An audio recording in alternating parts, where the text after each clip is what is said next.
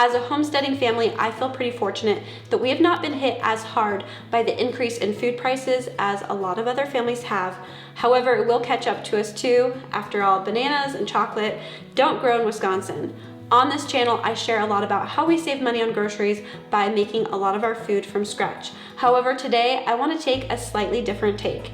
Today, I'm going to be sharing with you 5 ways our family of 10 gets groceries essentially for free every single year, and how this dramatically lowers our grocery bill. These 5 strategies for acquiring free groceries do not require any land. You don't need a milk cow or a large backyard garden. These are things that anyone can do. I'm also going to be taking you along on our first ever smelting trip on Lake Superior, which is now a favorite family tradition. If you're new here, hi, my name is Stacy. I am a homeschooling and homesteading mom of 8, going on 9, and I share videos here each week on homeschooling, homesteading, and food from scratch. So if that resonates with you, make sure to subscribe. Okay, let's dive right in with strategy number 1 for acquiring free groceries, and that is fishing. Now, if you're not a huge fishing fan, hear me out because I was not either. It is not my idea of a good time to sit around a lake with a pole in the water, staring at the water all day just to bring home a couple of lake trout. I don't even like lake trout. But the first time my husband came home with a bunch of salmon, I thought, wow, that could feed us for days for the cost of a fishing license, which we had been buying every year anyway, just as a hobby expense. So I didn't really consider that a food expense, and here we were providing meals for our family. Also, aside from the fact that the cost of a fishing license is pretty small, and we had been purchasing it already, we also now have several older children who enjoy fishing, and it's completely free in Wisconsin, I think until you're 16 to fish. So that is a huge deal for a large family like ours as well. Now that got me intrigued, and I started to think about all the other things that we could fish for that our family would enjoy. And I'm going to share with you one of the things we did recently that was a fishing trip that our whole family enjoyed. It was a ton of fun, and it also provided several meals for our family for free. This past week, we decided to try smelting on Lake Superior for the first time with the entire family. Wait, Mom, is that too far down? It is a popular annual event here, but we had never done it. The fact that you go out into the water at midnight was a little off-putting, but now that we have older kids, it sounded much more appealing. My husband and oldest boy were the only ones with waders, so the rest of the kids wore tall boots and stayed more shallow. I was in charge of making sure no one drowned, keeping the baby warm, and keeping little ones fed and happy during our late night outing. Okay, 500 more to go. Ready? 3, 2, 1, go. Couple. Basically, during the smelt run, the smelt are thick along the shores of Lake Superior. They are sensitive to light, which is why you go out very late. Since they travel in large schools, you can get them by the bucket load.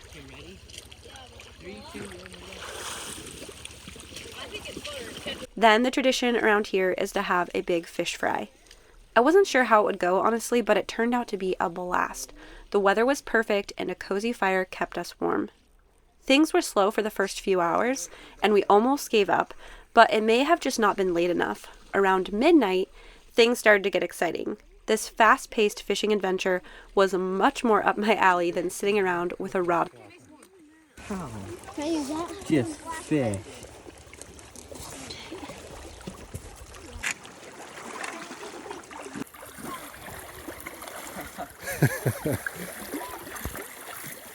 That's wild. Oh, yeah. The kids had a blast, and although we were all exhausted the next day, it was totally worth it. We scooped up a pile of mud with some. Right there.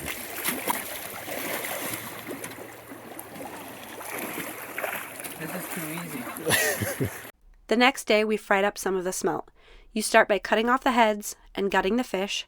Thankfully, the kids thought this chore was fun, and Dad would do the initial slice up the belly, and the kids could do the rest. It counted as our science lesson for the day too, as we got to see the parts of a fish like the swim bladder, which was really interesting. I'll leave the link in the description for the recipe that we used to fry the fish. It was quick and easy to make, and the whole family was a huge fan. Well, confession, my pregnant self can't do fish where you eat the tail and bones right now, so I'll have to give my opinion next year. You think you're gonna eat the tail? Try it. Try the tail. We're running about. Was it good? According to the kids, the crispy tails were the best part, and chowing down the bones didn't bother them in the slightest.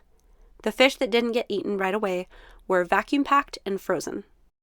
I just want to take a minute to say thank you so much to today's video sponsor, Wevac.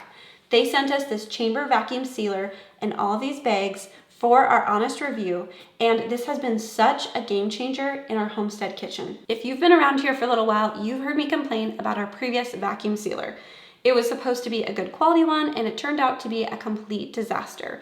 Anyway, it was time for an upgrade, and this was the perfect opportunity to try a chamber vacuum sealer, which I am now completely sold on. It is night and day difference from using our previous model.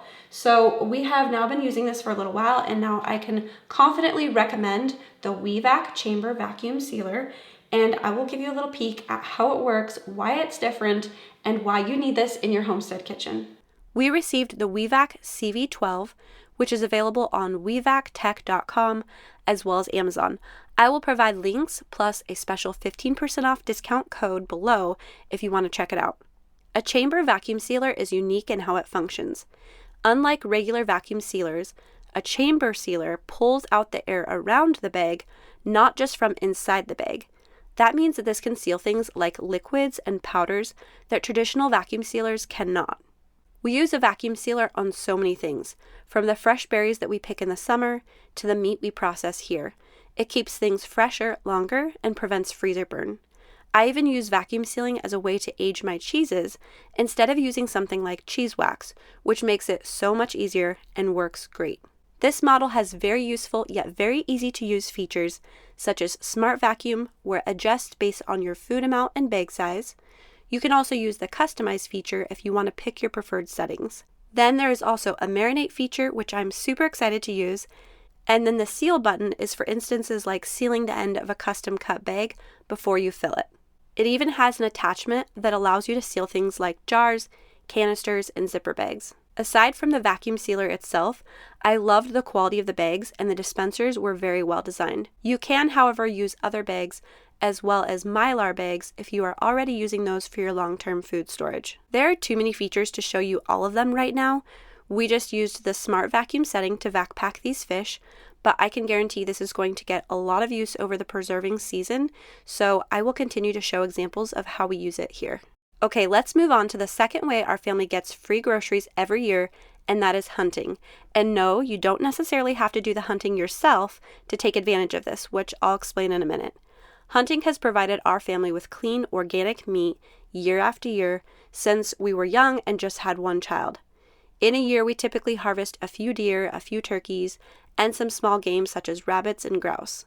Collin even got a bear last year, which was so nice. There is a small hunting license fee, so technically there is a cost involved in this one, but it definitely pays for itself quickly. And for us, it's also a hobby expense, so the food it provides really just feels like a bonus. If you aren't into hunting and fishing, don't tune out these options completely, because I bet you know someone who enjoys the sport but doesn't actually want to go to the work of processing the food. I can think of many young hunters like this, so ask around and you might just score your family some free groceries without even doing the actual fishing or hunting yourself. For us, it's more than just food. It's a skill, a tradition, and a responsibility. We teach our kids to honor the animal, to use everything we can, and to always be respectful of the gift we're given. The third way our family gets free groceries is foraging. You'd be amazed what's growing wild around you, free for the taking. Every spring we gather wild ramps, fiddlehead ferns, and dandelion greens. Asparagus grows wild in the ditches everywhere here. Summer brings wild berries, and in the fall we're out mushroom hunting in the woods and harvesting wild rice from a local lake. Not only is doing something like harvesting wild rice very productive and puts food on the table, but it is relaxing and enjoyable as well. There are also wild cranberries here, which I hope to get some of this year. In late winter and early spring, we tap trees for sap to turn into maple syrup. Another benefit to doing things like this are that it helps our children to be very involved in the process of producing food. Yes, our kids live on a farm and have many opportunities to do this, but foraging is something that any family could do. Even if you live in a city, going into your local public land and foraging could be a way to help your kids make those same connections. What grows in your area is obviously going to be different from what grows here in northern Wisconsin, and the laws around what you can take and where you can take it from are going to be unique to your specific area as well. I recommend looking up your area just on Google to see what things are popular for foraging. Then go to your area's Department of Natural Resources website, where you can find the laws and probably a lot of ideas for where you can forage in your area. One of our family's favorite traditions where we lived in Washington was to go huckleberry picking in the hills. We would camp and pick buckets upon buckets of berries for the year alongside friends. Even if you live in the city, foraging could be a fun adventure for you and your family that will provide free groceries as well. Our fourth way of acquiring free groceries every year is bartering and just keeping our ear to the ground in our local community. I've traded kefir grains for sourdough starter, potatoes for eggs, and had many other similar exchanges over the years. Sometimes a neighbor just has too much zucchini and begs you to take it. In fact, I have a close friend that loves to garden, but doesn't actually enjoy eating many of the things she grows. She is perfectly happy to do the growing and see others enjoy the fruit of her labor, literally. When you stay connected through online groups, farmers markets, even church, you can find amazing opportunities to share, swap, and stock your pantry for free. Apples are one thing that we are not yet growing on our little homestead. We have a young orchard, but it's not yet producing. Thankfully, we have connected with a few different people in our community who have apple orchards and are happy to share. Every year we get several bushels of apples to make things like applesauce, apple butter, apple pie filling, and apple juice, all for free. In fact, in some of these situations, those apples would have just fallen to the ground and rotted, so the owners were happy to see them used. Last, but definitely not least, strategy number 5 for acquiring free groceries is seed swaps and plant sharing. And no, you don't have to own acres of land to grow your own food. Start with containers in a windowsill, a few raised beds, or even a sunny porch with a few pots. Many areas host local seed swaps where people exchange seeds, starts, and even full-grown plants.